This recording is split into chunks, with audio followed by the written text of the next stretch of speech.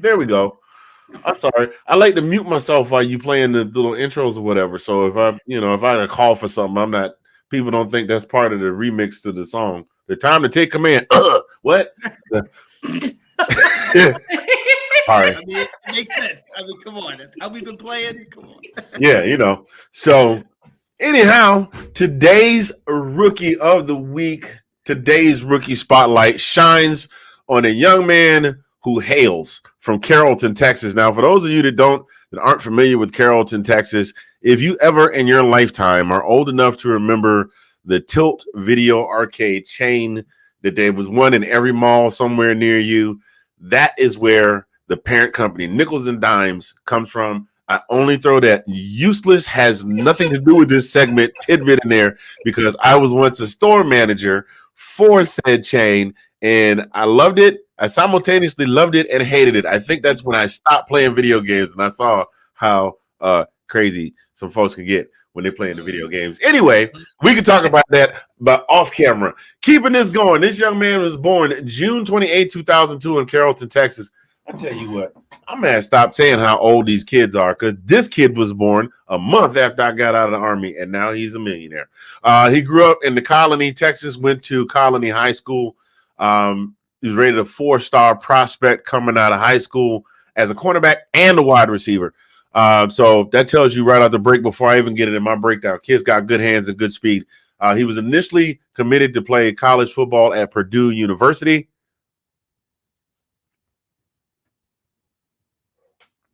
That almost got me scratching my head a little bit. But he wound up playing football at the University of Colorado, which even has me scratching my head even more. Although that turned out to be advantageous for him, and you will see how here momentarily. He wound up becoming a full-time cornerback when he got to Colorado, probably because they didn't have one, and we know Colorado's been pretty bad. It's like, you can play back there if you want to. He's like, well, okay, I'll give it a shot.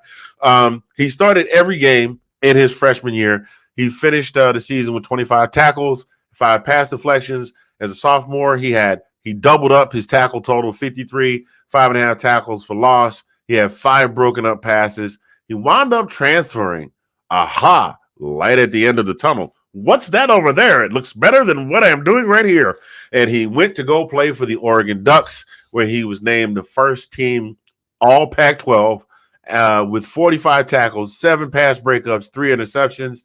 He decided to give up his last 2 years of eligibility because, of course, he was playing during the COVID year, so he had an extra year of eligibility.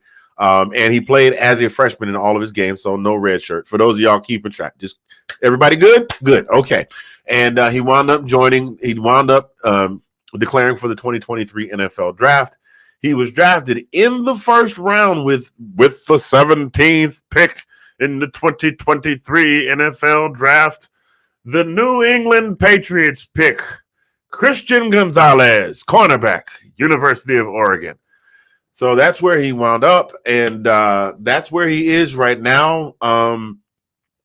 As we know, New England, not the juggernaut that we're used to them being, and that says things that I'm not going to get into. That's a whole nother segment over there. Was it the shoes? It must have been the shoes. No, it was Tom. Shh. He's going to throw the trophy if you say that again. Pre-draft measurables. What that damn trophy? What? You better not throw that damn trophy. Well, he seems to have calmed down now. He just likes to sit in the Chase Lounge and talk about unretiring.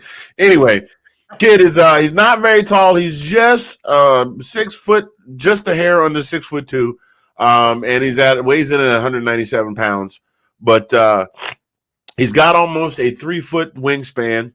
His hand span is 9.5 inches. That is insane. His hand is almost a foot long. Yeah, and he runs a 40-yard dash in 4.38 seconds. So what that tells you, you've already learned that they had him playing quarterback and wide receiver in high school. Kid's got good hands. He's got great speed. He doesn't have the cheetah speed where he can run away from you and do the backflip in the end zone, but he's still really, really fast. And he can do the vertical jump at 41.5 inches. So if you got one of those jump man wide receivers out there trying to high point the ball, he's going to definitely go out there and Dikembe Mutombo, no, not today on you, and get that away from you. He did start, let's see, looks like he started with the Dolphins on the 17th of September. As we know, right now, it looks like he's injured. He's only played 4 games, but so far, his stats, he's got 17 combined tackles. He's got 14 of which are solo, a single sack, 3 passes defended, and an interception. For those of you that don't really follow or understand what those stats mean, that means the kid is doing pretty doggone good. The kid's doing pretty doggone good so far. The thing is that he's sticky. He's the kind of guy. He's one of the things about his defensive style. He's on you kind of like a cloak. He can do you one or two ways. He can be on you like a cloak and shadow you footstep for footstep, or he can give you that leeway and lull you into that sense of security that you got a wide open pass out in the flat. But some way or another, he's either going to get his hands on that ball and knock it down, or he's going to get it away. He's going to get it away from you. Now, I don't know. You know what? That has been my trend this season with picking injured players. I have no idea. I must like broken things. I'm a Falcons fan, Anna. I want to see the kid back out on the field is what I'm looking forward to. We don't get to see a lot of him here in the local broadcast area, but I do see a lot of highlights.